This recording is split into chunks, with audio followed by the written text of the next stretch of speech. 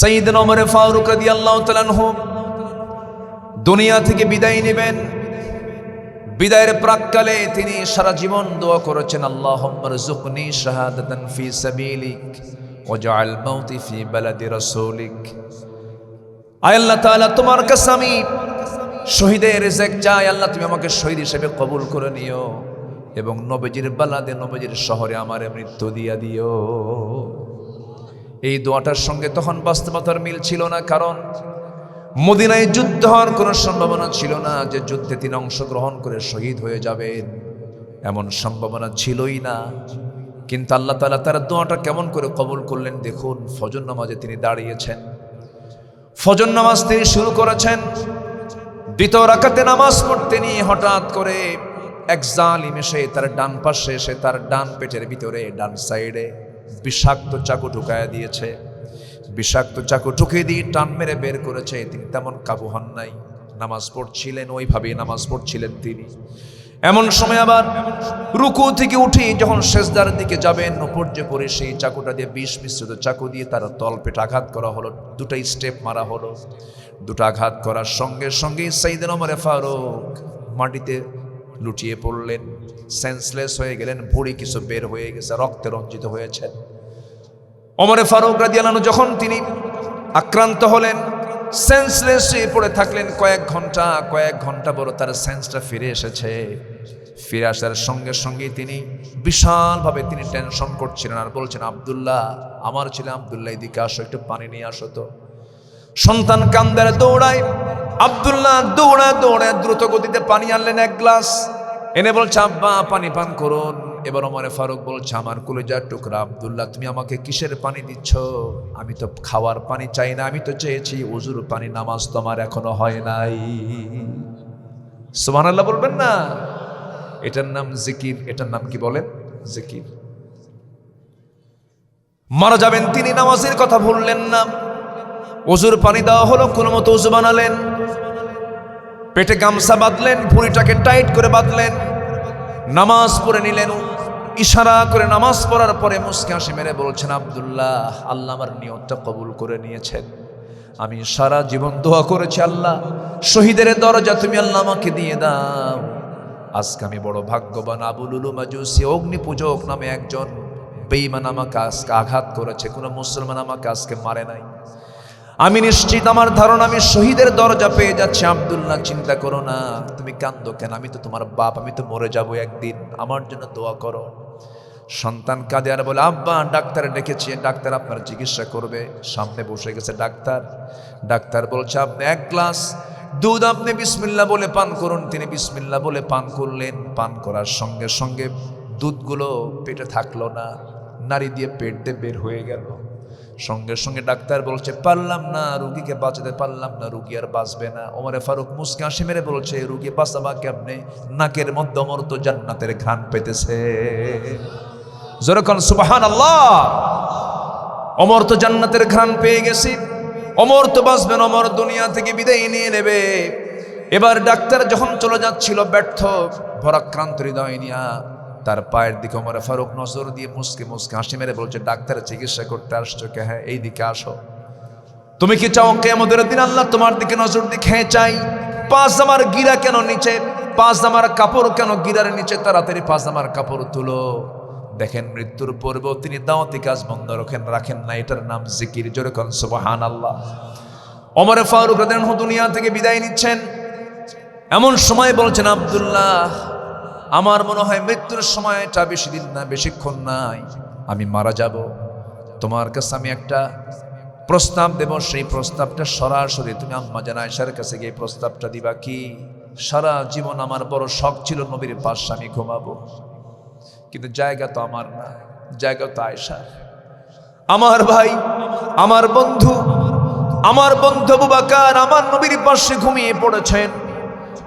সে আয়েশার বাবা, সেই দিক থেকে তিনি অধিকার পেয়েছেন। আমি কিন্তু আয়েশা তো আমাকে যদি জায়গা না দেয়, আমি কেমন করে সেই নবীর পাশে ঘুমাবো? তুমি একটু আমার পক্ষ থেকে গিয়ে আমার সালাম দিয়ে বলো, সে যদি তার জায়গাটা দিত, আমি আমার নবীর পাশে আমি একটু ঘুমাতে চাই।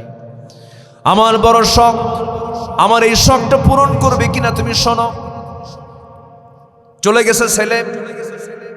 আব্দুল্লাহ ইবনে ওমর রাদিয়াল্লাহু আনহু দরজায় গিয়ে নক করছেন, সালাম বিনিময় হয়ে গেল। এরপরে বলছেন, আব্বা যেন আপনার কাছে পাঠিয়েছেন, যদি আপনার জায়গাটা যদি আমার আব্বাকে দিতেন, আব্বা খুব খুশি হতেন, তিনি আমার নবীর পাশে ঘুমাতে চান।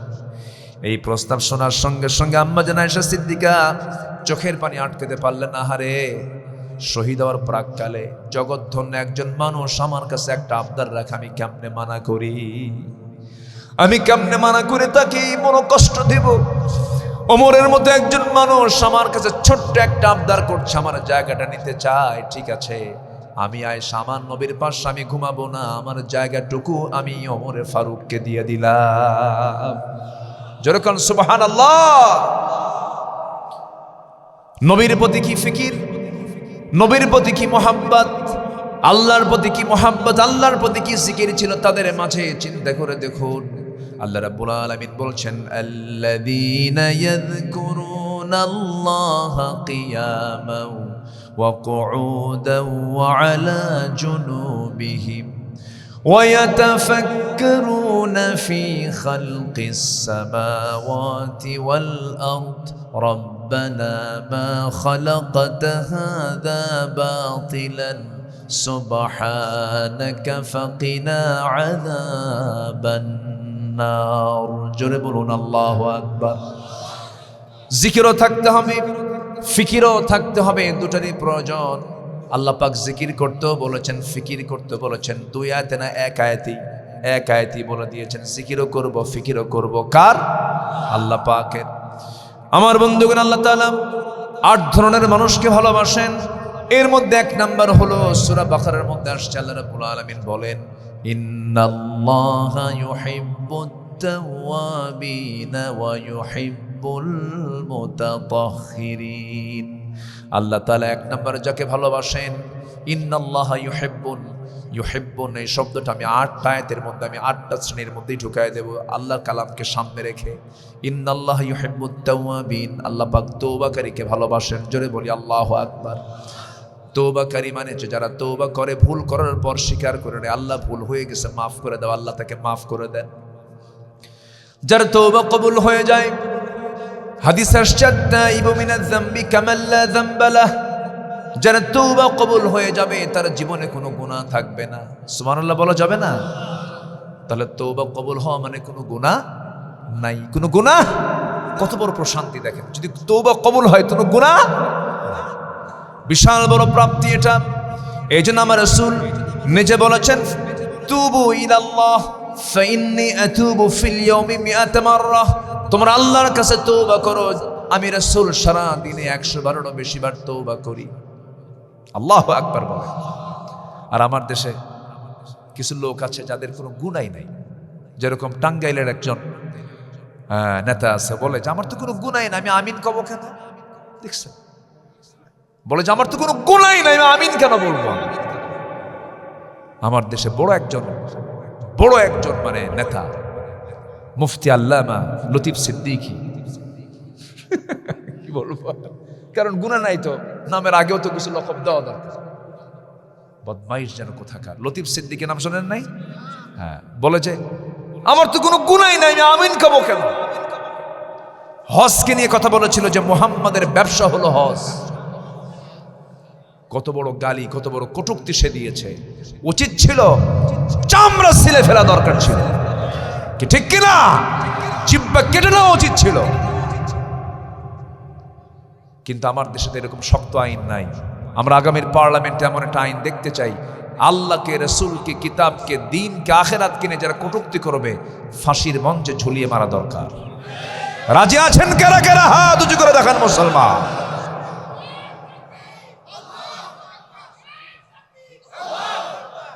আল্লাহ কবুল করুন। জোরে বলি আমিন, আরো জোরে আমিন। ঘাপটি মারা কিছু নাস্তিক আমার দেশে আছে না নাই? এবং জালিমদের কিছু দোসর এখনো বাংলাদেশে আছে না নাই? এখনো আছে। অনেক কিছু করেছ ওরা, শান্তিতে থাকতে দেয়নি আমাদের। 16 বছর, এই সেই কথা নয়, এই 16 বছরই আল্লাহ তাআলা আমাকে ময়দানে রেখেছিলেন। মাঝে মাঝে আমাকে খুব ডিস্টার্ব করতো, আমাকে লক্ষ্য করে গুলি পর্যন্ত করা হয়েছে, মঞ্চে আগুন ধরিয়ে দেওয়া হয়েছে, আমাদেরকে ধরে জেলখানায় ভরানো হয়েছে। আমরা তো কোনোদিন দেশের শাসনের দায়িত্ব নেই নাই, আমাদের ধরা হলো কেন? আমাদের মার মুখে, মার চোখে হতাশা এবং কান্না কেন সৃষ্টি করা হলো? পরিবার থেকে আমাদেরকে পরিবারের হক আদায় থেকে বঞ্চিত কেন করা হলো? অবশ্যই জবাব দিতে হবে কার আদালতে? কার আদালতে? আল্লামা সাঈদীর মতো মানুষটাকে তিলে তিলে 13 বছর জেলখানায় রেখে পরিকল্পিত নাটক সাজিয়ে দিল্লির প্রেসক্রিপশনে কেন হত্যা করা হলো? জবাব দেবে কার কাছে? কার কাছে? কার কাছে? আল্লাহর কাছে। কিন্তু এটার জবাব আল্লাহ তাআলা দুনিয়াতেও একটু দিয়েছেন, একটু, পুরোপুরি হয়নি তো, একটু দিয়েছেন। আল্লামা সাঈদী বলেছিলেন, গাছের গোড়ায় নাড়া দেব, মামু বাড়ি দিল্লি গিয়ে পড়বা। কত বড় আল্লাহওয়ালা! বললেন 25 বছর আগে, আল্লাহ তাআলা এটার বাস্তবতা দিলেন হলো 25 বছর পরে। একদম দিল্লি গিয়ে পড়ছে, কলকাতায় যায় নাই, রাজস্থান যায় নাই, ইউপি যায় নাই, হায়দ্রাবাদ যায় নাই, এরপরে চেন্নাই যায় নাই, মাদ্রাস যায় নাই, এরপরে কি বলে নেপাল না, ভুটান না, শ্রীলঙ্কা না, মায়ানমারের ইয়াঙ্গুন নয়, আসাম নয়, ত্রিপুরা নয়, গুয়াহাটি নয়, আগরতলা নয়, লন্ডন নয়, আমেরিকা নয়, সোজা মামু বাড়ি। আল্লাহ তাআলা তার কথাকে কবুল করে নিয়েছেন। কবুল করেন না? আল্লাহ কথা কবুল করেন না? উনি বলেছিলেন, আল্লাহ আমাকে যারা মানুষের সামনে বেইজ্জত করতে চায়, আল্লাহ তুমি তাদেরকে জাতির সামনে ল্যাংটা করে দিও। দেন নাই, দেন নাই, দেন নাই, দেন নাই। সাবেক নির্বাচন কমিশনের গলায় জুতার মালা। হ্যাঁ, এরপরে বেক্সিমকো গ্রুপের একজন মালিক, কত বড় একজন ধনী মানুষ, 1 নম্বর তালিকায় থাকা একজন ধনী মানুষ।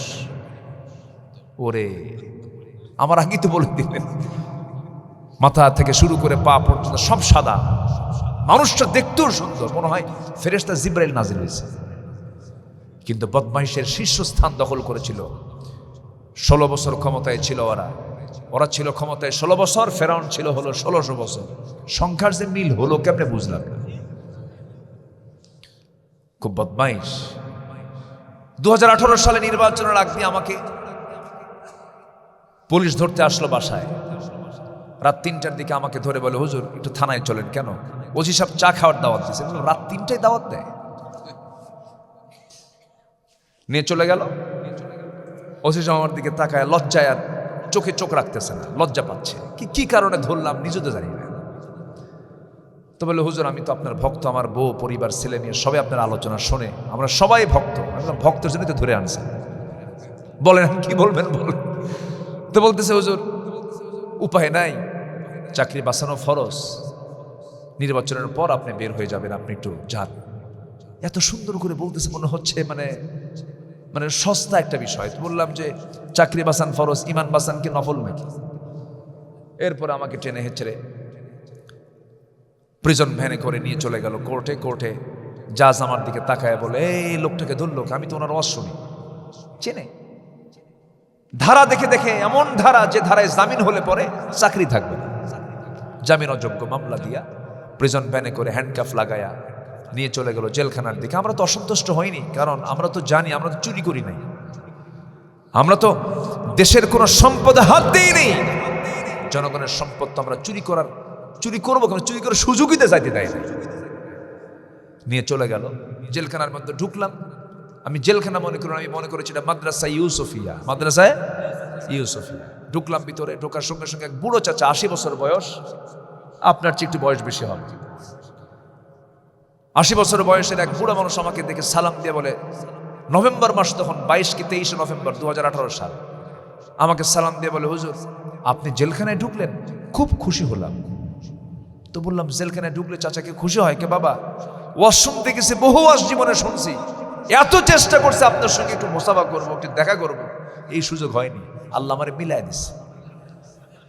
দোয়া করে আল্লাহ তাআলা আপনাকে জেলখানায় রাখুন, বুঝলেন? এমন দোয়া দিল। বললাম, চাচা আপনি কেন জেলখানায়? কে বাবা, বোমা হামলা। কি হামলা? বোমা হামলার মামলা দিছে ওনার নামে। বলেন তো 80 বছরের বুড়ার নামে যদি বোমা হামলার মামলা দেয়, ওনার হাতে যদি বোমা তুলে দেওয়া হয় মারার জন্য, জায়গায় পড়বে না ওনার মাথায় পড়বে? এই হচ্ছে অবস্থা। আল্লাহ তাআলা জুলুমের কিছু অবসান করেছেন, আমরা এগুলোর পুনরাবৃত্তি দেখতে চাই না।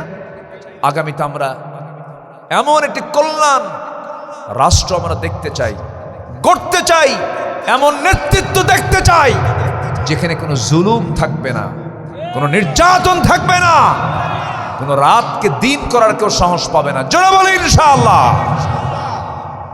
কোরআন পড়বেন, প্রত্যেকটা হরফে 10টা করে নেকি। এটা কি আমার কথা? বলেছেন মুহাম্মদ সাল্লাল্লাহু আলাইহি ওয়াসাল্লাম। অনেকে বলেন যে কোরআন শুধু পড়লে সব হবে না, এটা অতি বাড়াবাড়ি কথা। সব হবে না কেন? সব তো হবেই, তবে মানতে হবে। কি করতে হবে? মানতে হবে। আল্লাহ রাব্বুল আলামিন বলেন, ইন্নাল্লাযীনা ইয়াতলুনা কিতাবাল্লাহ ওয়া আকামুস সালাতা ওয়া আনফাকু মিম্মা রাযাকনাহুম সিররান ওয়া আলানিয়াতান ইয়ারজুনা তিজারাতান লান তাবুর। জোরে বলুন আল্লাহু আকবার। নিঃসন্দেহে যারা 3টা কাজ করবে, এই 3টা কাজের জন্য কোনো লস নাই।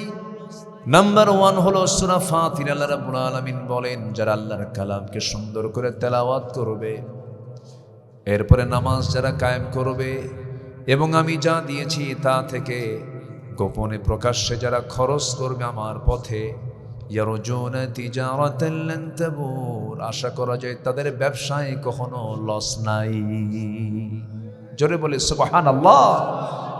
3টা কাজ। কয়টা কাজ? 3টা কাজে লস নেই। এর মধ্যে আল্লাহর কালাম যারা তেলাওয়াত করবে, তেলাওয়াতের আগে কিরাআত। রুব্বা কারিইন লিল কুরআন ওয়াল কুরআন ইয়ালআনুহু, কোরআন তাকে লানত দেয় যে কোরআনটাকে সহি করে পড়ে না। রুব্বা কারিইন, কিরাআত, এরপরে তিলাওয়াত, এরপরে দিরাসাত, এরপরে তাদাব্বুর, সবই আল্লাহর হুকুম। কোরআনের পরিপূর্ণ হক যদি আদায় করতে চাই, সবগুলোই লাগবে। কিরাআত লাগবে, তেলাওয়াত লাগবে, দিরাসাত লাগবে, অর্থাৎ পড়া, তেলাওয়াত করা, একটু জানা, অনুশীলন করা, এরপরে তাদাব্বুর, গবেষণা করা, সবগুলো আল্লাহ পাকের হুকুম।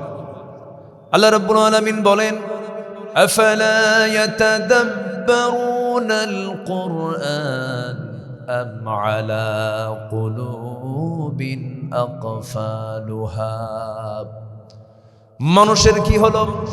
কোরআনটাকে নিয়ে তারা গবেষণা করে না, তাদের অন্তর কি তালাবদ্ধ হয়ে আছে নাকি?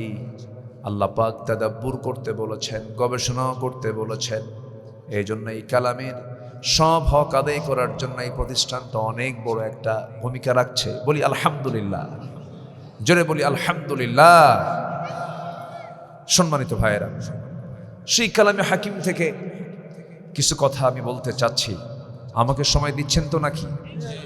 আমি প্রথমে হতাশ হয়ে পড়েছিলাম, যা আমাদের সভাপতি মহোদয় এখানে বসেছিলেন, সামনে লোক সংখ্যা একদম কম ছিল, কিন্তু আপনারা যে এইরকম চালাক তা তো বুঝি নাই। মাশাআল্লাহ, সুসময়ে হাজির হয়ে গেছেন, বলি আলহামদুলিল্লাহ।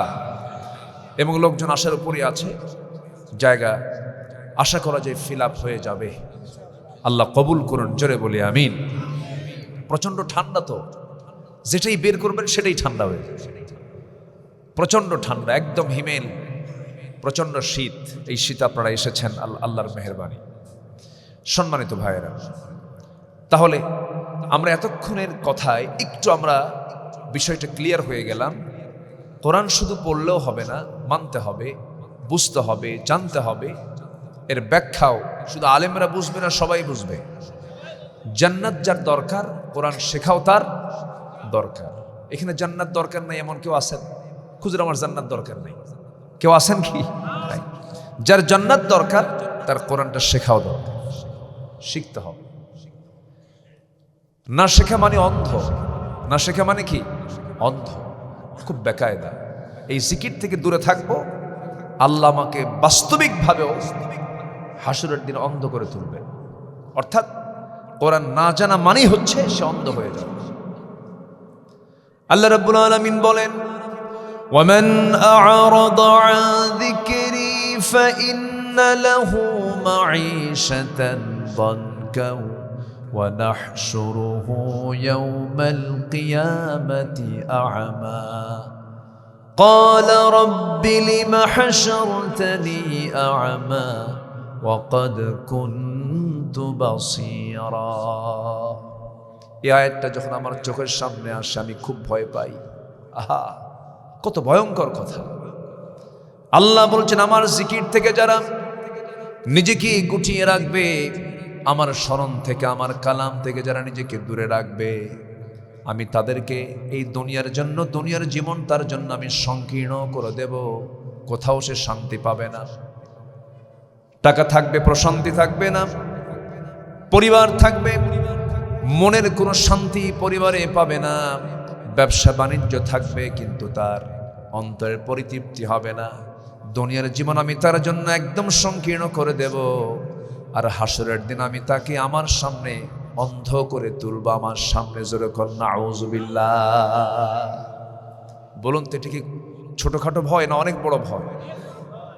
চোখ না থাকে মানে কি বড় বিপদ। আমাদের এখানে সবার তো চোখ আছে, চোখটা 1 ঘন্টার জন্য যদি বন্ধ করে রাখা হয় কি অবস্থা? কঠিন সিচুয়েশন। বান্দা বলবে, আল্লাহ আজকে আমার চোখ নেই কেন? কি হয়েছিল? আমার তো চোখ ছিল, তুমি আমার চোখটা কেন আজকে চোখটা মাইনাস করে আমাকে আজকে হাসরের দিন তুললা?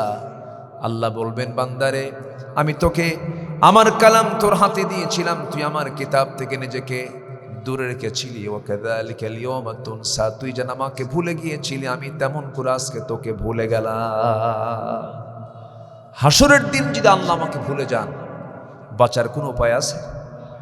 মনে হয় নেতারা বাঁচাবে। নেতারা পিছনে যে দৌড়া দৌড়ি, ওরে বাপরে বাপ, নেতা এসেছেন, লিডার এসেছেন, কত দৌড়া দৌড়ি আমরা করি, কিন্তু সেদিন তো কেউ আমাকে বাঁচাবে না। আমাকে বাঁচাবেন একজন, তিনি কে? আসতে তিনি কে? আগে পেরেশান হব কার জন্য? আল্লাহর জন্য। গতকাল আমার একটা প্রোগ্রাম ছিল পাবনায়। সে পাবনাতে আমি আলোচনা চালাচ্ছিলাম। আমার 26 বছর আমি এরকম অপ্রীতিকর পরিবেশ কখনো পাইনি। আমি আলোচনা শুরু করলাম, শুরুর প্রায় 20 মিনিট পর একজন নেতা আসিলেন, মঞ্চে উঠিলেন, চেয়ারে বসিলেন। বসিবার পরে উনি ওনার ওয়াজ শুরু করিলেন প্রায় 50 মিনিট। আমাকে থামিয়া দিয়া উনি ওয়াজ করিয়া শেষ করিয়া চলিয়া গেলেন। আমি মোনাজাত দিয়ে শেষ করলাম। মানে আমি আসছি ওয়াজ করার জন্য, সেই ওয়াজ উনি করলেন।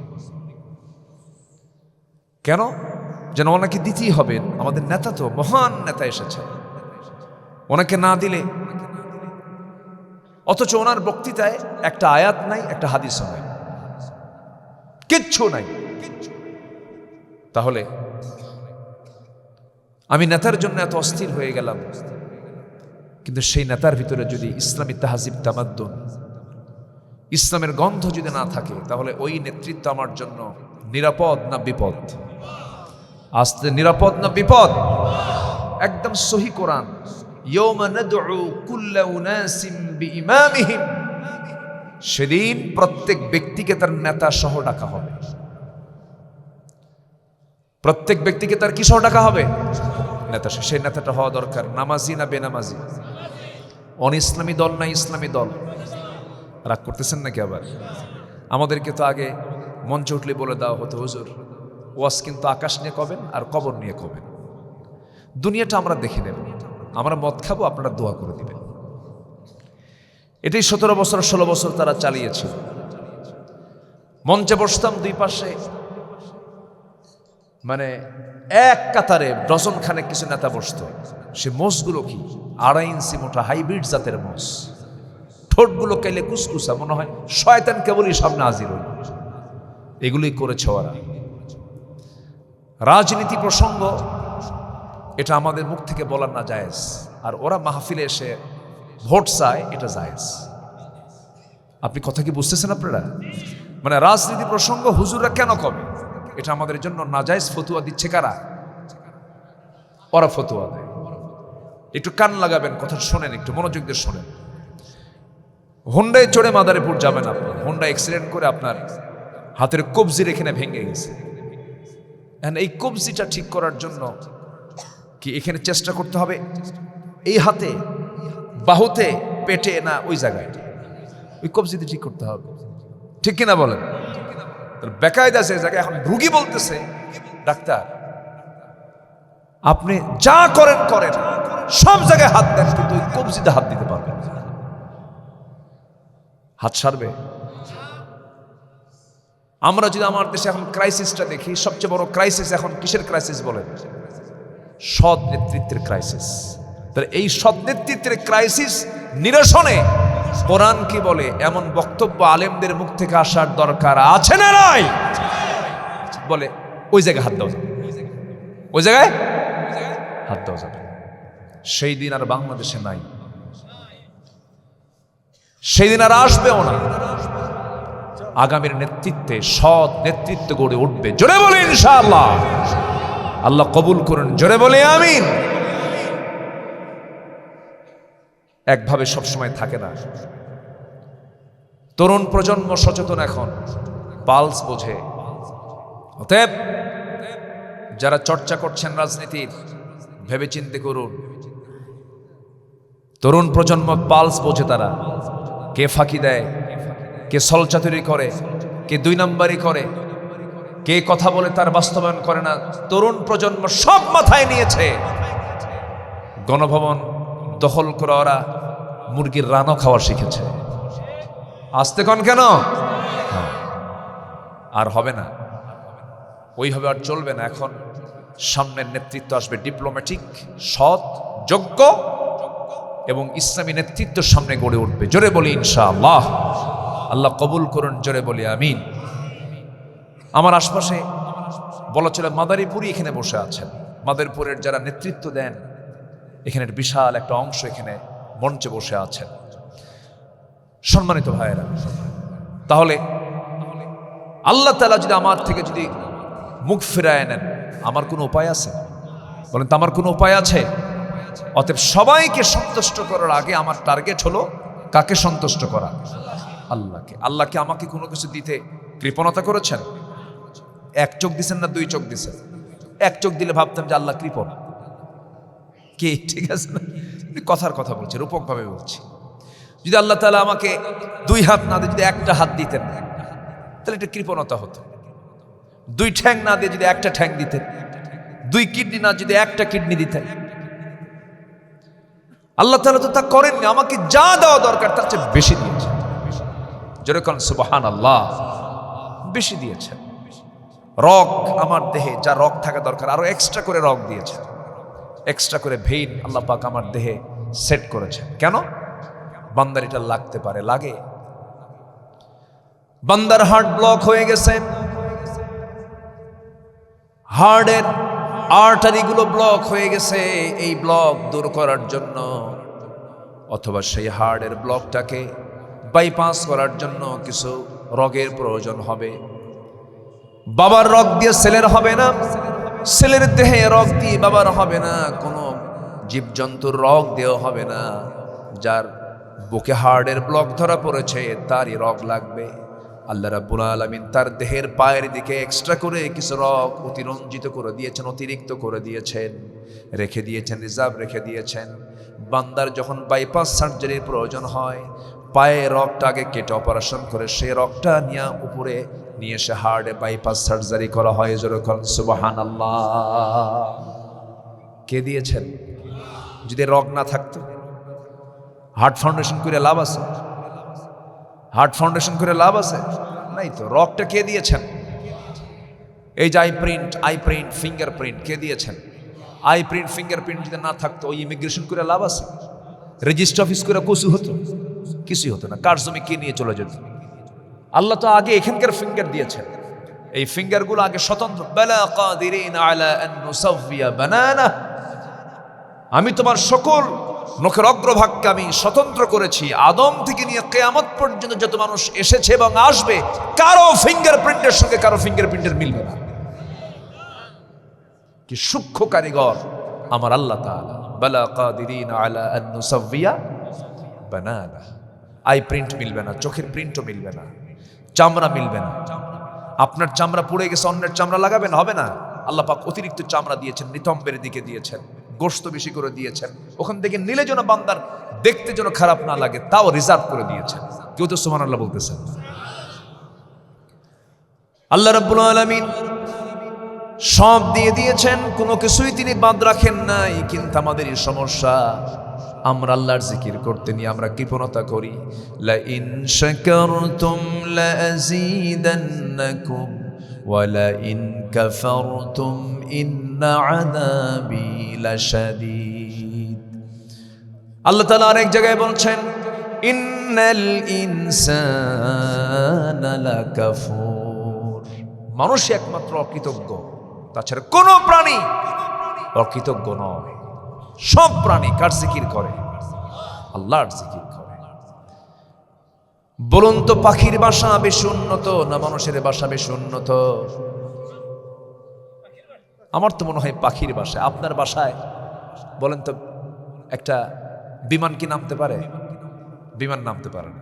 আপনার বাসায় নামতে হলে, যদি মাদারীপুরে বিমান নামাতে চান, তাহলে বরিশাল যেতে হবে অথবা ঢাকা থেকে নেমে এরপরে আসতে হবে। আর পাখির বিমান ফ্লাই করার জন্য অথবা ল্যান্ডিং এর জন্য কোনো কি পোর্ট লাগে? ওর বাড়ির সামনে নেমে যায়। সুবহানাল্লাহ বলবেন না?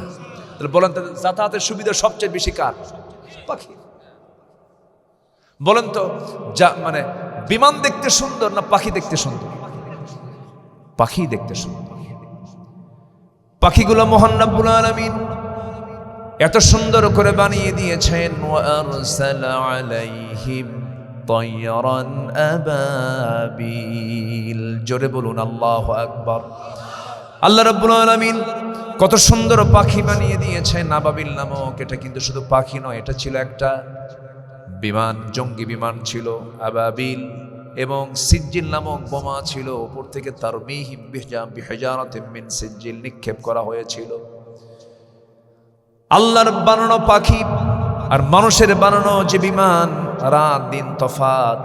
আল্লাহ রাব্বুল আলামিন পাখির মধ্যে টেকনোলজি দিয়েছেন, সেই টেকনোলজি আজকে বিমানে ব্যবহার করা হয়েছে। জোরে বলুন সুবহানাল্লাহ, আরো জোরে বলুন সুবহানাল্লাহ।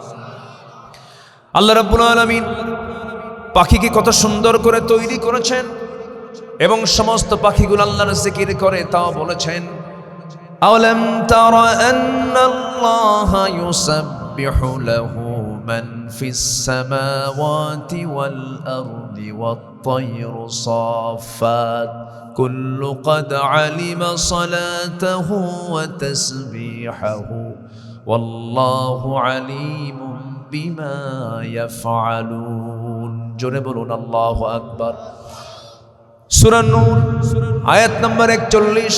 আল্লাহ রাব্বুল আলামিন প্রত্যেকটা পাখির ভিতরে তাসবির জ্ঞান দিয়েছেন। তারা তাসবিহ প্রকাশ করে, আকবার বাড়ি থেকে বের হয়ে যায়, আল্লাহর জিকির করতে করতে বের হয়, জিকির করতে করতে তার বাসায় চলে আসে। এই পাখি আল্লাহ রাব্বুল আলামিন এত সুন্দর করে বানিয়েছেন, পাখির মধ্যে সকল টেকনোলজি রেখে দিয়েছেন। পাখি থেকে বিমান তৈরি না, বিমান থেকে পাখি তৈরি? বলেন বলেন বলেন, কিসের থেকে? পাখি থেকে বিমান তৈরি, বিমান থেকে পাখি নয়। একটা পাখি আছে, পেরেগ্রিন ফ্যালকন নামে একটা পাখি আছে, যে পাখিটা ঘন্টায় 400 কিলোমিটার আকাশে উঠতে পারে। 400 কিলোমিটার। একটা চিতাবাঘ ঘন্টায় 112 কিলোমিটার দৌড়াতে পারে, সেখানে ওই পাখিটা 400 কিলোমিটার মতো উঠতে পারে আকাশে। তো এই বিশাল গতিতে সে ওড়া, তার অবস্থান, তার তো লাঞ্চ ফেটে যাওয়ার কথা, ফাটে না। কেন ফাটে না? দেখেন কি প্রযুক্তি আল্লাহ পাক এখানে ইউজ করেছেন। এই পেরেগ্রিন ফ্যালকন পাখিটার ওই নাকের একটু নিচের অংশে একটা ট্যাপ লাগানো আছে, শক্ত হাড়ের ট্যাপ লাগানো। যখন বাতাসটা জোরে আসে, সঙ্গে সঙ্গে এই ট্যাপের সঙ্গে হাড়ের সঙ্গে বাতাসটা এসে ধাক্কা খায়। ধাক্কা খেয়ে বাতাসের স্পিডটা, বাতাসের যে গতিটা, এটা একদম নিম্নে চলে আসে, কমে আসে, এরপর আস্তে করে লাঞ্চে চলে যায়। আজকে বিমান যে আবিষ্কার করা হয়েছে, বিমানের আবিষ্কারের মধ্যে, বিমানের মধ্যে ঠিক একই ট্যাপ লাগানো প্রযুক্তি আজকেও বিমান সেখানে লাগিয়েছে। যেরকম সুবহানাল্লাহ। তাহলে বিমান থেকে পাখি না পাখি থেকে বিমান? তাহলে উন্নত কোনটা, আমাদেরটা না পাখিরটা? পাখিরটা উন্নত। কি সুন্দর করে বাবুই পাখি বাসা বানায়। হ্যাঁ, বাবুই পাখির বাসা কত সুন্দর। তাল গাছে বাসা বাঁধতে হবে এই জ্ঞান আল্লাহ দিলেন। ছোট্ট একটা বাবুই পাখি, সেই পাখির মাথার ওজন কয়েকশো টাকা হবে না। ছোট্ট তার ব্রেনটা মোটর দানার মতো ছোট্ট ব্রেন। এই ছোট্ট ব্রেনের মধ্যে কি বিশেষ জ্ঞান আল্লাহ রাব্বুল আলামিন টেকনোলজি দিয়েছেন, কি ইঞ্জিনিয়ারিং টেকনোলজি আল্লাহ পাক তার মধ্যে দিলেন। এমন সুন্দর করে বাবুই পাখি বাসা বাঁধে তাল গাছে। কিয়ামত পর্যন্ত গোটা দুনিয়ার সমস্ত ইঞ্জিনিয়ার এক জায়গায় করলে পরেও তাল গাছে লাগানো সেই বাবুই পাখির বাসার মতো সেম হুবহু বাসা পৃথিবীর কেউ কখনো বানাতে পারবে না। যেরকম সুবহানাল্লাহ। ওর প্রযুক্তি ওর কাছে। কি সুন্দর বাসা বানায়। 3টা রুম। কয়টা রুম? 3টা room. Drawing room, bedroom, common room. Drawing রুমে সোফা সেটও থাকে, কমন রুমে ডিম থাকে, বাচ্চাগুলো থাকে, আর বেডরুমে বাবুই পাখি তার বউ নিয়ে শুয়ে থাকে।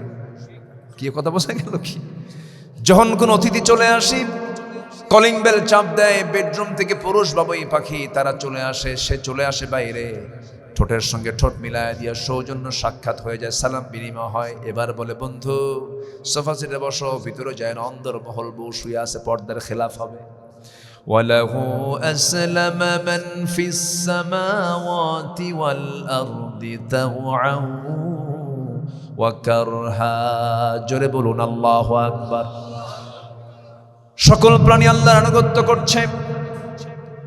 আমার বন্ধুগণ, এইরকম করে আল্লাহ রাব্বুল আলামিন পৃথিবীর সকল সৃষ্টি যা সৃষ্টি করেছেন, এর মধ্যে মানুষকে বিশেষ মর্যাদা দিয়ে বানিয়েছেন। তবে হে, আল্লাহ বলছেন, বান্দা, পৃথিবীতে যত মখলুক সৃষ্টি করেছি সবচেয়ে যত্ন করে, সবচেয়ে সুন্দর করে আমি আল্লাহ তোকে বানাইছি। যেরকম সুবহানাল্লাহ। মানুষ হাতিকে চালায় না, হাতি মানুষকে চালায়।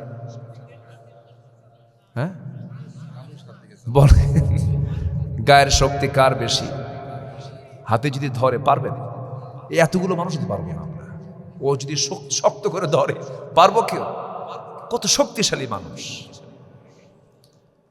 শুধু একটা মহড়া দেবে, শুধু হাতির মাথা থেকে ব্রেনটা আউট করে দেন, হাজার হাজার মানুষ তার সামনে যাওয়ার সাহস পাবে না। এত বড় শক্তিশালী একটা প্রাণীর উপরে ছোট্ট একটা মাহুত বসে থাকে। মাঝে মাঝে আমাদের গাড়ি আটকায় টাকা নেয়, আসেন এরকম হয় না?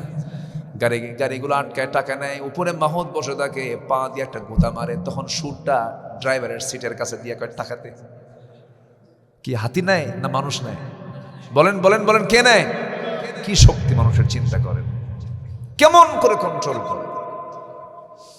আল্লাহ রাব্বুল আলামিন বলেন, হুয়াল্লাযী খালাকা লাকুম মা ফিল আরদি জামিআ। পৃথিবীতে যা কিছু আছে সব তোমার জন্য সৃষ্টি করেছি বান্দা, সব তোমার সেবা করবে। হাতি আমার সেবা করে, হাতি আমার সেবা করে, কত কি বহন করে, কত কি সে চেষ্টা করে আমাকে সেবা দেওয়ার জন্য। আমার বন্ধুগণ, আল্লাহ রাব্বুল আলামিন বলছেন, বান্দারে, সবচেয়ে তোকে সুন্দর করে যত্ন করে এই দুনিয়াতে তোকে সৃষ্টি করে পাঠায়া দিয়েছে। তোর দায়িত্ব হলো কারো গোলামি করা যাবে না, গোলামি করতে হবে একমাত্র কেবলমাত্র শুধুমাত্র যার, তিনি আমার কে কে কে কে আল্লাহ। অতএব আমি ভালোবাসবো সবচেয়ে বেশি কাকে? আল্লাহকে। আল্লাহ সবাইকে ভালোবাসেন। আল্লাহ ভালোবাসেন কিছু শ্রেণীকে ভালোবাসেন। এর মধ্যে আমি 8টা শ্রেণী আজকে চুজ করেছি। 8 ধরনের মানুষকে আল্লাহ তাআলা ভালোবাসেন। আমরা এই 8টা গুণ, 8টা ধরনের মধ্যে আমাদের নামের তালিকাটা আমরা অন্তর্ভুক্ত করব। জোরে বলি ইনশাআল্লাহ। আমার কথা কি বোঝা যায়? কষ্ট হচ্ছে না তো? ঠান্ডা দেখেন কি কয়, ঠান্ডা তো আছেই। আচ্ছা, মাটিতে বসে আছেন সবাই, কিন্তু মেহমান। আপনারা সবাই মেহমান। এখানে কেউ কিন্তু মেহমানের বাইরে না। আপনিও মেহমান হয়ে এসেছেন। আমি যেমন মেহমান, আপনিও মেহমান। আপনি এসেছেন বলে তো মাহফিল অলংকৃত হয়েছে, বলি আলহামদুলিল্লাহ। সবাই সম্মানিত। আল্লাহ তাআলা সবাইকে ভালোবাসেন। আল্লাহ তাআলা ভালোবাসেন 8 ধরনের মানুষকে। কয় ধরনের মানুষকে? আমি একটা একটা করে বলবো। আমাকে সময় দিচ্ছেন তো নাকি? কিন্তু আজকে তো আমি সময় দিতে পারবো না, বেশি সময় আজকে কম, খুব অল্প সময়। আমার হামিদি ভাই কোথায়? মনিরুজ্জামান ভাই, ওনাকে দিয়ে, জি জি জি, উনি আমাকে ফোন দিয়েছেন। আমাদের দুজন আমিরে জামাত এখানে জেলা শাখার, তারাও যোগাযোগ করেছেন, হয় না, মিলে না। তো পরে বললাম মাগরিব পরে আমি একটু সময় দিতে পারবো। তারা নিয়েছেন। হয়তোবা আজকে আমি পুরোপুরি হক হয়তো আদায় করতে পারবো না, তবে চেষ্টা করছি, আল্লাহ যেন কবুল করেন। জোরে বলি আল্লাহুম্মা আমিন। সম্মানিত ভাইয়েরা, একটা প্রশ্ন করবো আপনাকে, বলুন তো, আল্লাহ আমাকে বেশি ভালোবাসেন না আমি আল্লাহকে বেশি ভালোবাসি? অনেকে চিনতে পড়ে গেছে, হুজুর কি কই, আল্লাহ তো আমারে ছেলে দেয় না, আল্লাহ তো আমারে মেয়ে দেয় না। এখানে কার জন্য 4টা ছেলে মেয়ে নাই? কাকে যেন প্রশ্ন করলাম, কাকে? ও হামিদে ভাইকে বলছি। বললাম ভাই আপনার ছেলে মেয়ে কয়জন? বলে যে আমার 4টা ছেলে মেয়ে নাই। কি বলতেছেন কি আপনারা? মেয়ে কি নাই? তাহলে একটা অপূর্ণতা মনে হয় কিনা বলেন? কিন্তু এটা অপূর্ণতা কে করে দিয়েছেন? আল্লাহ ভালো বোঝেন না খারাপ বোঝেন? ভালো বোঝেন। ভালো বুঝেন আল্লাহ, এই জন্য দিয়েছেন 4টা। কিন্তু কিছু কিছু অবুঝ কিছু মানুষ আছে, কিছু মহিলাও আছে, আল্লাহ তোমার চোখটা কি একটু সমস্যা নাকি? আল্লাহ রেখো। রহিমের বাড়িতে 4 মেয়ে 4 ছেলে, আর আমার ঘরে 4 মেয়ে। রহিম মিয়ার বাড়ির 2 ছেলে আমার বাড়িতে ঢুকায় দিয়ে আমার 2 মেয়ে ওই বাড়িতে দিলেই তো অঙ্ক মিলে যায়। দেখছেন, ও অঙ্কে মিলাচ্ছে। আসল অঙ্ক কে বোঝেন? ইয়াহাবু লিমান ইয়াশাউ ইনাসা ওয়া ইয়াহাবু লিমান ইয়াশাউ যুকুর, অথবা আকিমা। আল্লাহ তাআলা বন্ধা করেন, ছেলে দেন, মেয়ে দেন, অথবা যাকে চান কিচ্ছু দেন না। ফয়সালা কার? আস্তে ফয়সালা কার? আম্মা জান আয়েশার মতো নারী কি পৃথিবীতে আর আসবে কখনো? তার ছেলে মেয়ে কয়জন বলেন আছে? তাহলে দুঃখ কিসের আপনার? আম্মা জান আয়েশার মতো একজন সম্মানিত নারী পৃথিবীতে আর কখনো আসবে? আসবে। তার একটা ছেলেও নাই, মেয়েও নাই। দুঃখ কিসের? কোনো কষ্ট নেই। ঈসা আলাইহিস সালাতু ওয়াস সালাম তিনি আবার আসবেন। তিনি আবার আসবেন না? আসবেন। আল্লাহর নবী, কিন্তু আল্লাহর নবী, চিন্তা করুন, সন্তান আছে? আচ্ছা, আমার নবী মুহাম্মদ সাল্লাল্লাহু আলাইহি ওয়াসাল্লাম, আল্লাহ পাক তাকে ছেলে সন্তান দিয়েছিলেন। কেউ বলেছেন 3টা, কেউ বলেছেন 4টা। কাসেম, তাহের, তাইয়্যিব, ইব্রাহিম।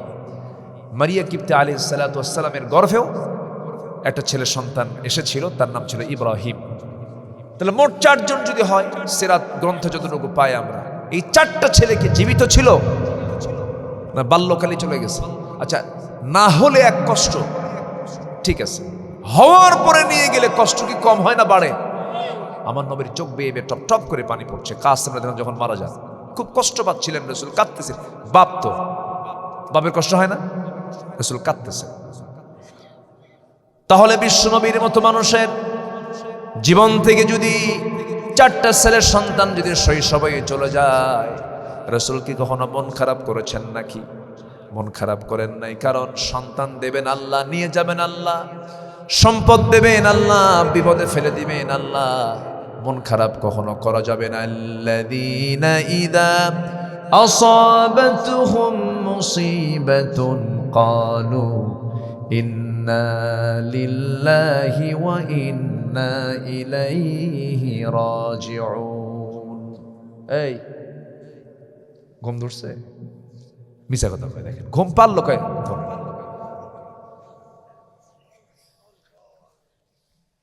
কোথায়? এই এদিক তাকাও।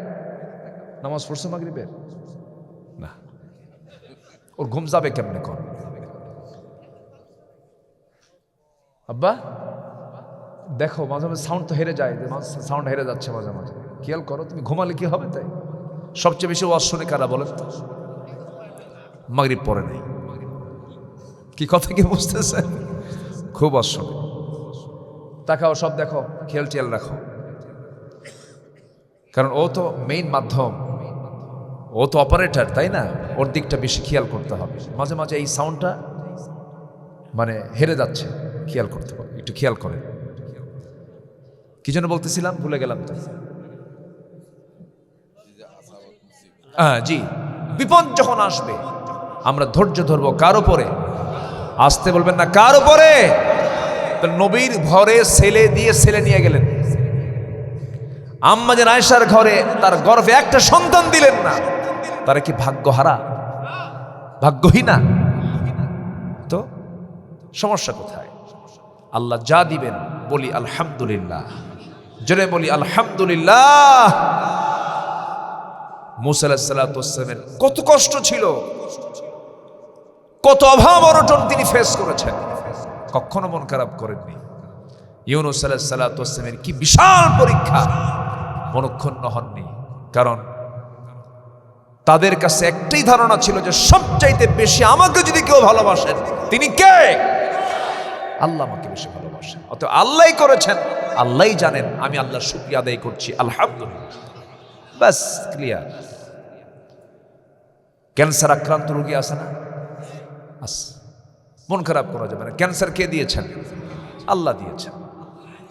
মনক্ষুণ্ণ কখনো হওয়া যাবে না। আবার রোগ হলে পরে, রোগ হয় একজনের মন্তব্য করার, একজন বলে ওর তো রোগ হবে, ও কি ভালো মানুষ, মানে ও আবার পীর হয়ে বসে বসে আছে।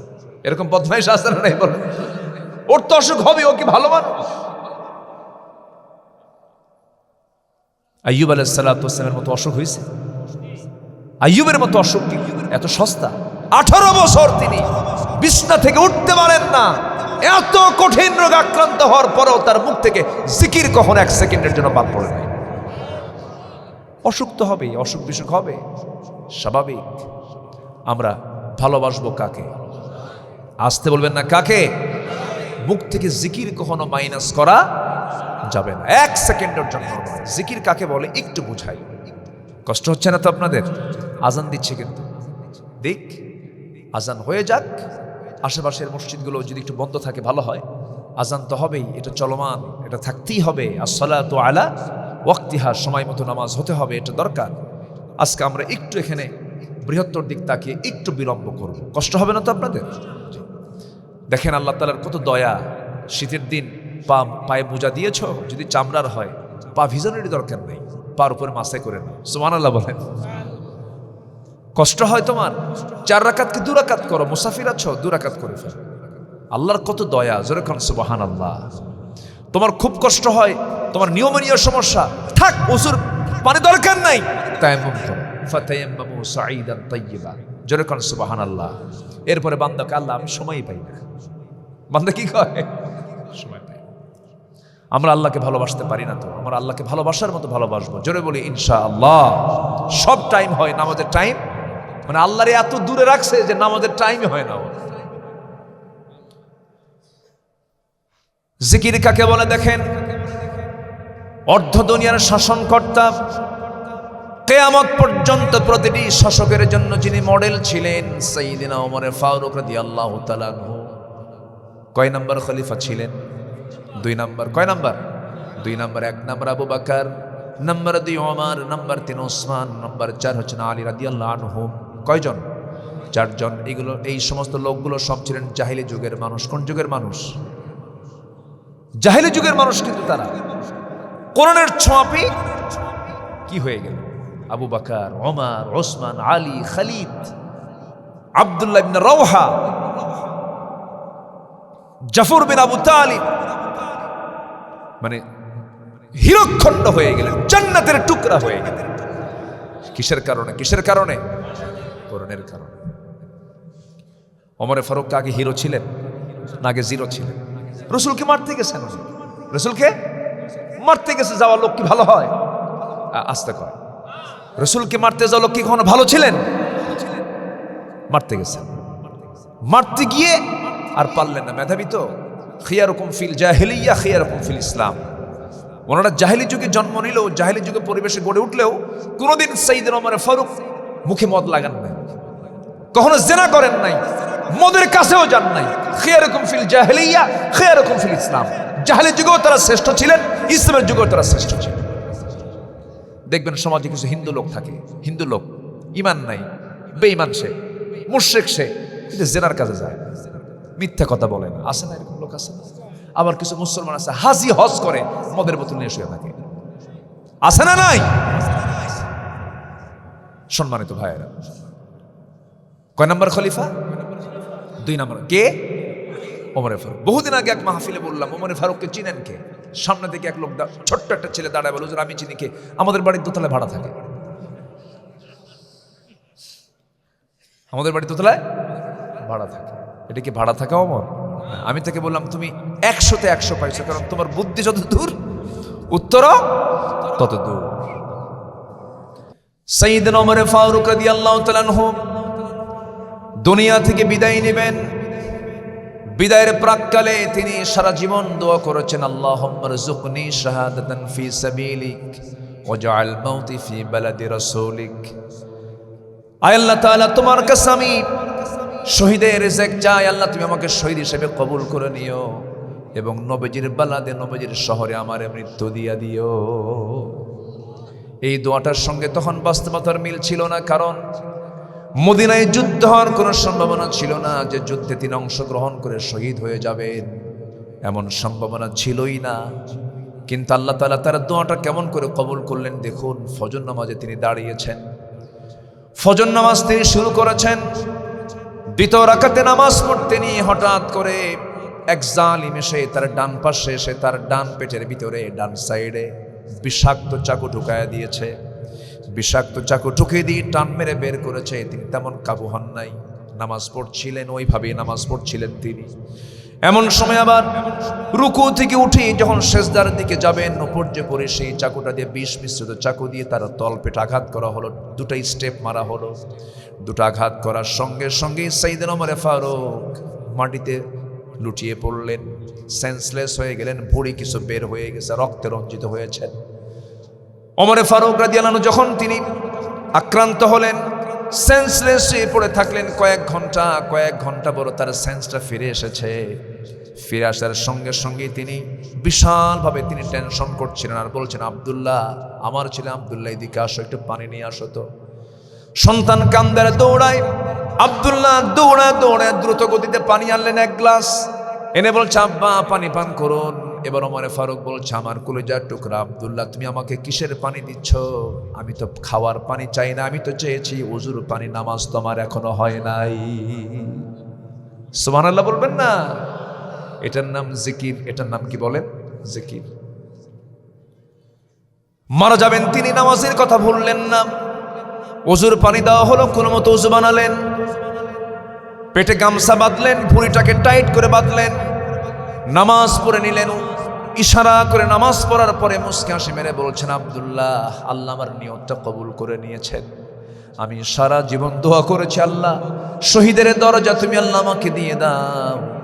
আজকে আমি বড় ভাগ্যবান। আবু লুলু মাজুসি অগ্নি পূজক নামে একজন বেঈমান আমাকে আজকে আঘাত করেছে, কোনো মুসলমান আমাকে আজকে মারে নাই।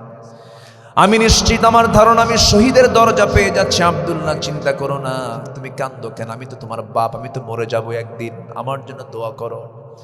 সন্তান কাঁদে আর বলে, আব্বা, ডাক্তারে ডেকেছি, ডাক্তার আপনার চিকিৎসা করবে। সামনে বসে গেছে ডাক্তার বলছে, আপনি 1 গ্লাস দুধ আপনি বিসমিল্লাহ বলে পান করুন। তিনি বিসমিল্লাহ বলে পান করলেন। পান করার সঙ্গে সঙ্গে দুধগুলো পেটে থাকলো না, নাড়ি দিয়ে পেট দিয়ে বের হয়ে গেল। সঙ্গে সঙ্গে ডাক্তার বলছে, পারলাম না, রুগীকে বাঁচাতে পারলাম না, রুগী আর বাঁচবে না। ওমর ফারুক মুস্কি হাসি মেরে বলছে, রুগী বাঁচাবা কেমনে? নাকের মধ্যে ওমর তো জান্নাতের ঘ্রাণ পেতেছে। যেরকম সুবহানাল্লাহ, ওমর তো জান্নাতের ঘ্রাণ পেয়ে গেছে, ওমর তো বাঁচবেন, ওমর দুনিয়া থেকে বিদায় নিয়ে নেবে। এবার ডাক্তার যখন চলে যাচ্ছিল ব্যর্থ ভরাক্রান্ত হৃদয় নিয়া, তার পায়ের দিকে ওমর ফারুক নজর দিয়ে মুস্কি হাসি মেরে বলছে, ডাক্তার চিকিৎসা করতে আসছো কে? হ্যাঁ, এই দিকে আসো। তুমি কি চাও কিয়ামতের দিন আল্লাহ তোমার দিকে নজর দিয়ে? হ্যাঁ চাই। পাজামার গিরা কেন নিচে? পাজামার কাপড় কেন গিরার নিচে? তাড়াতাড়ি পাজামার কাপড় তুলো। দেখেন, মৃত্যুর পূর্বেও তিনি দাওয়াতি কাজ বন্ধ রাখেন না। এটার নাম জিকির। জোরে কোন সুবহানাল্লাহ। ওমর ফারুক রাদিয়াল্লাহু আনহু দুনিয়া থেকে বিদায় নিচ্ছেন। এমন সময় বলছেন, আব্দুল্লাহ, আমার মনে হয় মৃত্যুর সময়টা বেশি দিন না, বেশিক্ষণ নাই, আমি মারা যাব। তোমার কাছে আমি একটা প্রস্তাব দেব, সেই প্রস্তাবটা সরাসরি তুমি আম্মা জান আয়েশার কাছে গিয়ে প্রস্তাবটা দিবা। কি? সারা জীবন আমার বড় শখ ছিল নবীর পাশে আমি ঘুমাবো, কিন্তু জায়গা তো আমার না, জায়গা তো আয়েশার। আমার ভাই, আমার বন্ধু আবু বকর আমার নবীর পাশে ঘুমিয়ে পড়েছেন। সে আয়েশার বাবা, সেই দিক থেকে তিনি অধিকার পেয়েছেন। আমি কিন্তু আয়েশা তো আমাকে যদি জায়গা না দেয়, আমি কেমন করে সেই নবীর পাশে ঘুমাবো? তুমি একটু আমার পক্ষ থেকে গিয়ে আমার সালাম দিয়ে বলো, যদি তার জায়গাটা দিত, আমি আমার নবীর পাশে আমি একটু ঘুমাতে চাই। আমার বড় শখ, আমার এই শখটা পূরণ করবে কিনা তুমি শোনো। চলে গেছে ছেলে। আব্দুল্লাহ ইবনে ওমর রাদিয়াল্লাহু আনহু দরজায় গিয়ে নক করছেন। সালাম বিনিময় হয়ে গেল। এরপরে বলছেন, আব্বা যেন আপনার কাছে পাঠিয়েছেন, যদি আপনার জায়গাটা যদি আমার আব্বাকে দিতেন, আব্বা খুব খুশি হতেন, তিনি আমার নবীর পাশে ঘুমাতে চান। এই প্রস্তাব শোনার সঙ্গে সঙ্গে আম্মা জান আয়েশা সিদ্দিকা চোখের পানি আটকাতে পারলেন না। হারে, শহীদ হওয়ার প্রাককালে জগৎধন্য একজন মানুষ আমার কাছে একটা আবদার রাখে, আমি কেমনে মানা করে তাকে বড় কষ্ট দেব? ওমরের মতো একজন মানুষ আমার কাছে ছোট্ট একটা আবদার করছে, আমার জায়গাটা নিতে চায়। ঠিক আছে, আমি আয়েশা আমার নবীর পাশে আমি ঘুমাবো না, আমার জায়গাটুকু আমি ওমরে ফারুককে দিয়ে দিলাম। যেরকম সুবহানাল্লাহ। নবীর প্রতি কি ফিকির, নবীর প্রতি কি মোহাব্বত, আল্লাহর প্রতি কি মোহাব্বত, আল্লাহর প্রতি কি জিকির ছিল তাদের মাঝে। চিন্তা করে দেখুন, আল্লাহ রাব্বুল আলামিন বলছেন, আল্লাযীনা ইয়াযকুরুনাল্লাহা কিয়ামান ওয়া কুউদান ওয়া আলা জুনুবিহিম ওয়া ইয়াতাফাক্কারুনা ফি খালকিস সামাওয়াতি ওয়াল আরদ রব্বানা মা খালাকতা হাযা বাতিলান সুবহানাকা ফাকিনা আযাবান নার। জোরে বলুন আল্লাহু আকবার। জিকিরও থাকতে হবে, ফিকিরও থাকতে হবে, দুটারই প্রয়োজন। আল্লাহ পাক জিকির করতেও বলেছেন, ফিকির করতে বলেছেন। দুই আয়াতে না, এক আয়াতেই বলে দিয়েছেন জিকিরও করব, ফিকিরও করব। কার? আল্লাহ পাকের। আমার বন্ধুগণ, আল্লাহ তাআলা 8 ধরনের মানুষকে ভালোবাসেন। এর মধ্যে 1 নাম্বার হলো সূরা বাকারার মধ্যে আসছে, আল্লাহ রাব্বুল আলামিন বলেন, ইন্নাল্লাহা ইউহিব্বুত তাওয়াবিনা ওয়া ইউহিব্বুল মুতাতাহহিরিন। আল্লাহ তাআলা 1 নাম্বার যাকে ভালোবাসেন, ইন্নাল্লাহা ইউহিব্বুন, এই শব্দটা আমি 8 আয়াতের মধ্যে, আমি 8টা শ্রেণীর মধ্যেই ঢুকায় দেব আল্লাহর কালামকে সামনে রেখে। ইন্নাল্লাহা ইউহিব্বুত তাওয়াবিন, আল্লাহ পাক তওবাকারীকে ভালোবাসেন। জোরে বলি আল্লাহু আকবার। তওবাকারী মানে যারা তওবা করে, ভুল করার পর স্বীকার করে নেয়, আল্লাহ ভুল হয়ে গেছে মাফ করে দাও, আল্লাহ তাকে মাফ করে দেন। যার তওবা কবুল হয়ে যায়, হাদিস আসছে, তাইবু মিনাজ যামবি কামান লা যামবা লাহ, যার তওবা কবুল হয়ে যাবে তার জীবনে কোনো গুনাহ থাকবে না। সুবহানাল্লাহ বলা যাবে না? তাহলে তওবা কবুল হওয়া মানে কোনো গুনাহ নাই, কোনো গুনাহ। কত বড় প্রশান্তি দেখেন, যদি তওবা কবুল হয় কোনো গুনাহ, বিশাল বড় প্রাপ্তি এটা। এই জন্য আমার রাসূল নিজে বলেছেন, তুবু ইলাল্লাহ ফাইন্নী আতুবু ফিল ইয়াউমি মিআত মাররা, তোমরা আল্লাহর কাছে তওবা করো, আমি রাসূল সারা দিনে 112 বেশি বার তওবা করি। আল্লাহু আকবার বলে। আর আমার দেশে কিছু লোক আছে যাদের কোনো গুনাহই নাই। যেরকম টাঙ্গাইলের একজন নেতা আছে, বলে যে আমার তো কোনো গুনাহই নাই, আমি আমিন কব কেন? দেখছেন, বলে যে আমার তো কোনো গুনাহই নাই, আমি আমিন কেন বলবো? আমার দেশে বড় একজন মানে নেতা, মুফতি আল্লামা লতিফ সিদ্দিকী। কি বলবো, কারণ গুনাহ নাই তো, নামের আগেও তো কিছু লকব দেওয়া দরকার। বদমাইশ যেন কোথাকার। লতিফ সিদ্দিকী নাম শোনেন নাই? হ্যাঁ, বলে যে আমার তো কোনো গুনাহই নাই, আমি আমিন খাবো কেন? হজকে নিয়ে কথা বলেছিল যে মুহাম্মাদের ব্যবসা হলো হজ। কত বড় গালি, কত বড় কটূক্তি সে দিয়েছে। উচিত ছিল চামড়া ছিলে ফেলা দরকার ছিল, কি ঠিক কিনা? জিহ্বা কেটে নেওয়া উচিত ছিল। কিন্তু আমার দেশে তো এরকম শক্ত আইন নাই। আমরা আগামীর পার্লামেন্টে এমন একটা আইন দেখতে চাই, আল্লাহকে, রসুলকে, কিতাবকে, দিনকে, আখেরাতকে নিয়ে যারা কটূক্তি করবে ফাঁসির মঞ্চে ঝুলিয়ে মারা দরকার। রাজি আছেন কারা কারা? হাত উঁচু করে দেখান মুসলমান।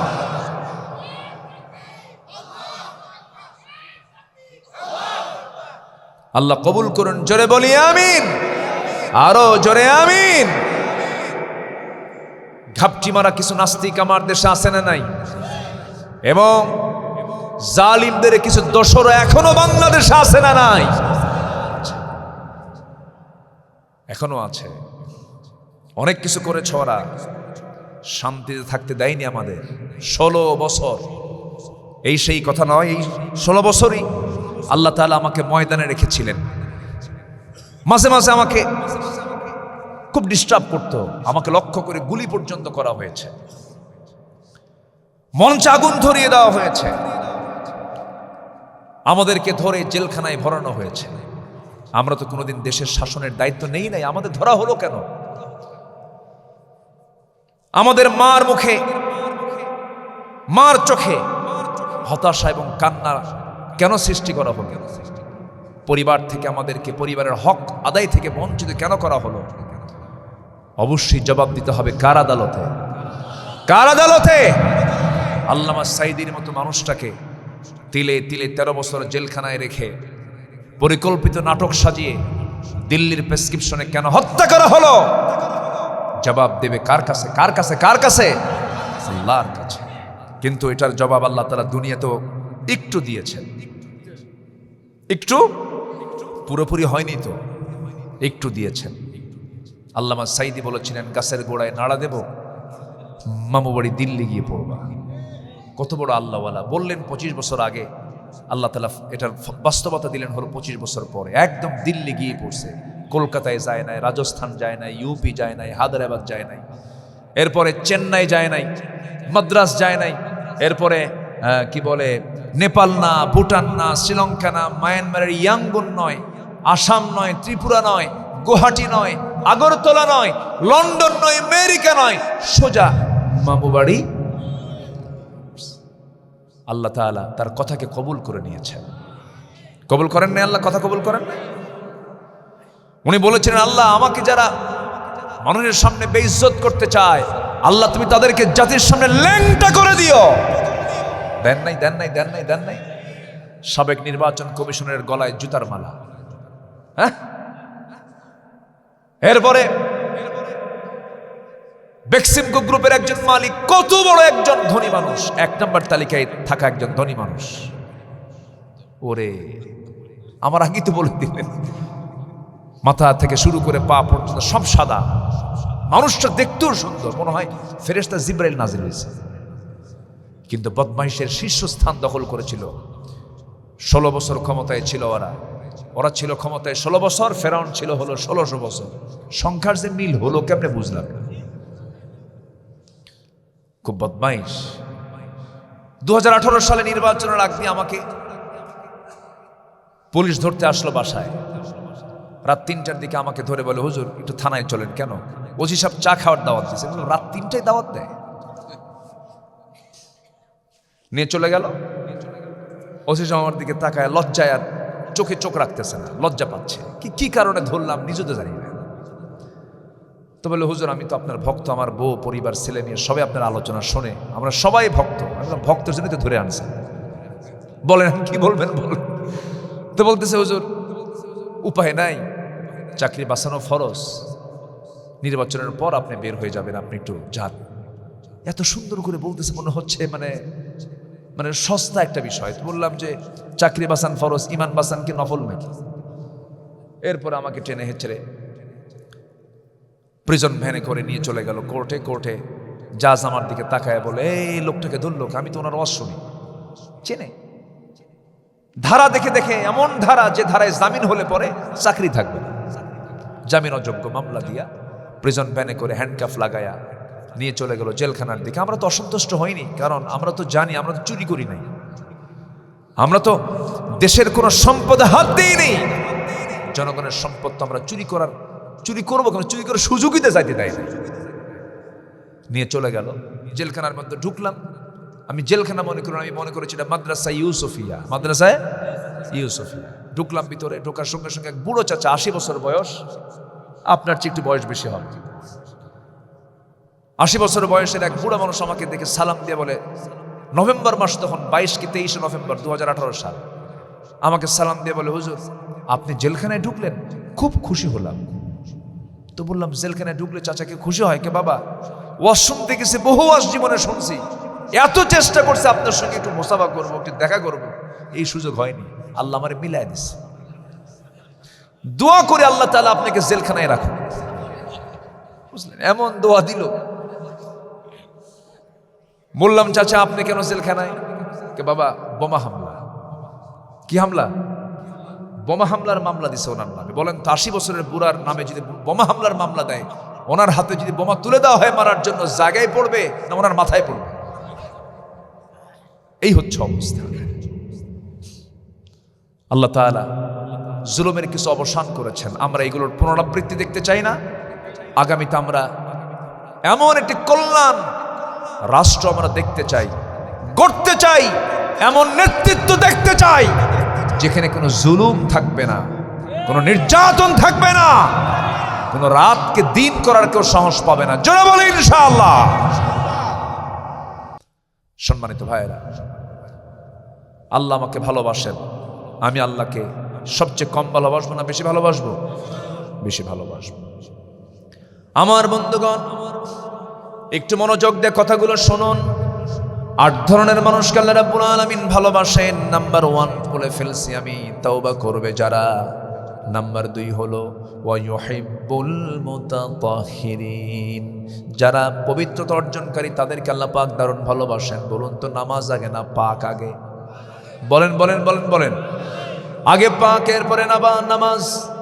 নাপাক হয়ে নামাজ হবে না, পাক হয়ে নামাজ পড়তে হবে। এই জন্য আল্লাহ রাব্বুল আলামিন বলছেন, পবিত্রতা অর্জন আগে করো। হাসরের দিন ওই বান্দার সবচেয়ে শাস্তি বেশি হবে তার, যে পেশাব থেকে নিজেকে মুক্ত রাখতে পারে নাই, পেশাব থেকে সে পরহেজ রাখতে পারে নাই, পবিত্র থাকতে পারে নাই। আমার বন্ধুগণ, নাপাকি 2 প্রকার। একটা হচ্ছে ইন্নামাল মুশরিকুনা নাজাসুন, মুশরিকরাও নাপাক। যেমন মক্কায় যারা গেছেন, মক্কার এরিয়ার ভিতরে হারামের এরিয়া একটা নির্দিষ্ট এরিয়া আছে, হুদুদে মক্কা। ওই এরিয়ার মধ্যে ডোনাল্ড ট্রাম্পও যদি সৌদি সফরে যান, ডোনাল্ড ট্রাম্প ওই এরিয়ায় ঢুকতে পারবেন না। বিশ্বের যত পরাশক্তি কেউ ঢুকতে পারবে না যদি তার মধ্যে ঈমান না থাকে। আমার বন্ধুগণ, কেন? আল্লাহ তাআলা বলছেন মুশরিকরা হলো নাপাক। মুশরিকরা কি? নাপাক। আল্লাহ রাব্বুল আলামিন নাম্বার 3 কাকে ভালোবাসেন? ইন্নাল্লাহা ইউহিব্বুল্লাযীনা ইউকাতিলুনা ফী সাবিলিহি সাফফান কাআন্নাহুম বুনয়ানুম মারসুস। জোরে বলুন আল্লাহু আকবার।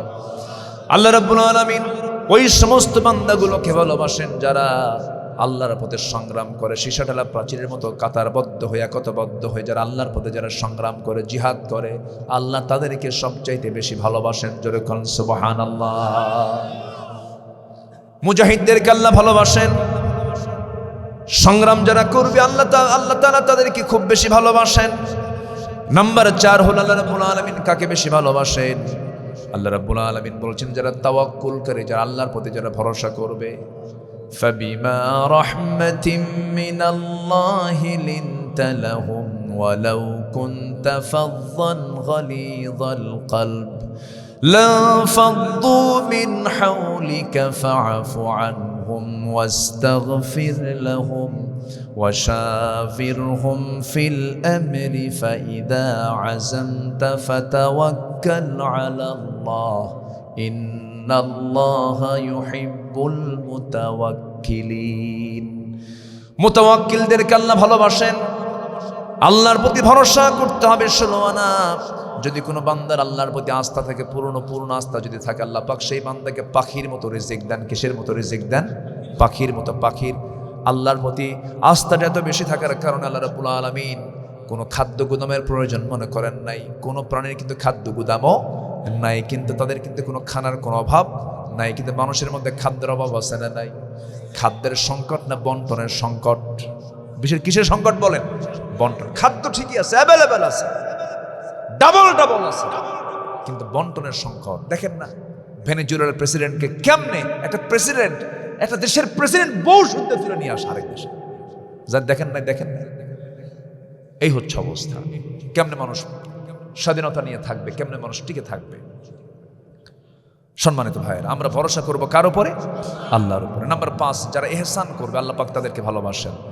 আল্লাহ রাব্বুল আলামিন বলেন, ওয়া আনফিকু ফি সাবিলিল্লাহি ওয়া লা তুলকু বিআইদিকুম ইলাত তাহলুকা ওয়া আহসিনু ইন্নাল্লাহা ইউহিব্বুল মুহসিনিন।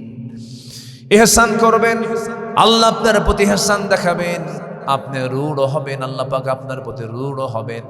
আপনি প্রতিশোধ নেবেন। আমার বাপের দেশ, বাবার হত্যার বিচার করব, আসলে এরকম কি ঠিক আছে না? প্রতিশোধ নেবেন, আল্লাহ আপনার প্রতিশোধ নেবেন। যা করবেন আপনি, এটা আপনার কর্মের ফলাফল আপনি পেয়ে যাবেন। আমরা ক্ষমার নীতি দেখব না প্রতিশোধের নীতি দেখব? ক্ষমার নীতি নিয়ে আমরা চলবো। ইন্নাকা আফুফুন তুহিব্বুল আফওয়া ফাআফু আন্না। আমার বন্ধুগণ, নাম্বার 6 হলো যারা ন্যায় পরায়ণ, আল্লাহ পাক তাদেরকে ভালোবাসেন। আল্লাহ রাব্বুল আলামিন সুন্দর করে বলছেন, ইন্নাল্লাহা ইউহিব্বুল মুকসিতিন। আল্লাহ পাক ন্যায় পরায়ণদেরকে খুব ভালোবাসেন। জোরে কই সুবহানাল্লাহ। নাম্বার 7 হলো যারা মুত্তাকি, তাদেরকে আল্লাহ রাব্বুল আলামিন ভালোবাসেন। আল্লাহ রাব্বুল আলামিন বলছেন, ফাস্তাকিমু লাহুম ইন্নাল্লাহা ইউহিব্বুল মুত্তাকিন। জোরে বলুন আল্লাহু আকবার। তাকওয়াটা কি, মুত্তাকিটা কি? দেখেন সাইয়েদনা ওমর ফারুক রাদিয়াল্লাহু আনহু রাষ্ট্র থেকে এক বোতল আতর পেয়েছেন। কি পেয়েছেন? আতর পেয়েছেন, মিসকাম্বার পেয়েছেন। সেই মিসকাম্বারটা এক শিশির ভিতরে, উনি একা এটা ভোগ করতে পারবেন না। প্রতিবেশী আরো 4 জন নিয়ে 5টা ভাগ হবে ওই শিশির মধ্যে। বউয়ের কাছে এসে বলছেন, বউ আমার, স্ত্রী আমার, এটাকে 5 ভাগে ভাগ করে একটা ভাগ আমাদের। শিশিটা হস্তান্তর করার পরই বলছেন, এটাকে আমি তোমাকে ভাগ করতে দেব না, আমার হাতে দিয়ে দাও। উনি করলেন কি, আতরের শিশিটা নিয়ে, মিসকাম্বারের শিশিটা নিয়ে প্রতিবেশীর কাছে গিয়ে বলছেন, ভাগ কর।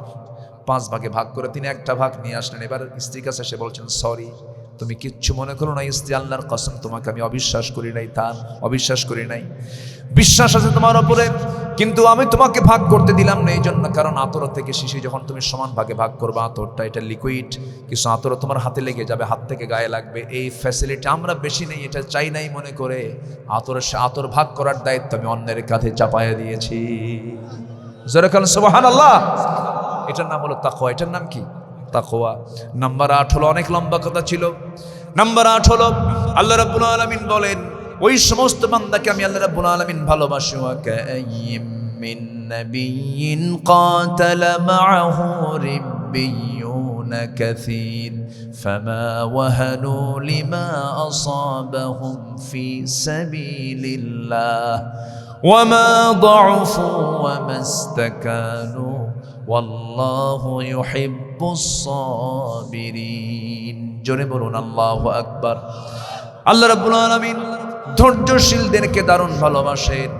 ধৈর্য আছে যার, সফলতা আছে তার। ধৈর্য আছে যার আল্লাহর সঙ্গে, আল্লাহ তার সঙ্গে আছেন। ধৈর্য আছে যার, তার ভিতরে কোনো ব্যর্থতা নাই, সে বিজয়ী হবেই হবে। কার কথা? আসতে কবেন না, কার কথা? আল্লাহর। ধৈর্যশীল আমরা হব, জোরে বলি ইনশাআল্লাহ। ব্যবসা আগে না ধৈর্য আগে? বিয়ে আগে না ধৈর্য আগে? নামাজ আগে না ধৈর্য আগে? ইস্তাঈনু বিস-সাবরি ওয়াস-সালাত। ধৈর্য ছাড়া নামাজে দাঁড়ালে নামাজি আপনার হবে না, ধৈর্যটা লাগবে। মাহফিলে বসা আগে না ধৈর্য আগে? এই যে ঠান্ডার মধ্যে বসে আছেন, ধৈর্যের দরকার আছে না নাই? আচ্ছা, আল্লাহ বলছেন এই 8টা ধরনের মানুষকে আমি আল্লাহ রাব্বুল আলামিন ভালোবাসি। আল্লাহ পাক আমাদেরকে আল্লাহর পছন্দের বান্দার কাতারে শামিল করুন। মাদেরকে দিন মেনে চলার তৌফিক দান করুন। মাদেরকে বোরকা পরার তৌফিক দান করুন। মাদেরকে দিন অনুশাসন মেনে চলার তৌফিক দান করুন। আর একটা বিষয় আল্লাহ রাব্বুল আলামিন নাম্বার 3 যে বলেছিলাম অত্যন্ত গুরুত্বের সঙ্গে আমি একটু বলতে চাই, শেষে ফিনিশিং দিতে চাই, সেটা হলো নামাজটা কি বলেন? ফরজ। নামাজটা কি বলেন? ফরজ। রোজা রাখা কি বলেন? আল্লাহর জমিনের দিন কায়েমের কাজ করাও কি বলেন? আরো জোরে, আরো জোরে। এটাকে কখনো অবহেলার চোখে দেখবো না আমরা। দিন কায়েমের পথে আল্লাহ পাক আমাকে আপনাকে শামিল হওয়ার তৌফিক দান করুন, ইসলামী দল করার তৌফিক দান করুন। অন ইসলামী দল করলে বিপদ না নিরাপদ? বলেন বলেন বলেন বলেন। বিপদে পড়ে যাবেন। সে বিড়িওয়ালা গাঁজাওয়ালা যদি আপনার নেতা হয় তাহলে কিন্তু বড় বিপদ। আল্লাহ তাআলা এই বিপদ থেকে আমাদেরকে হেফাজত করুন।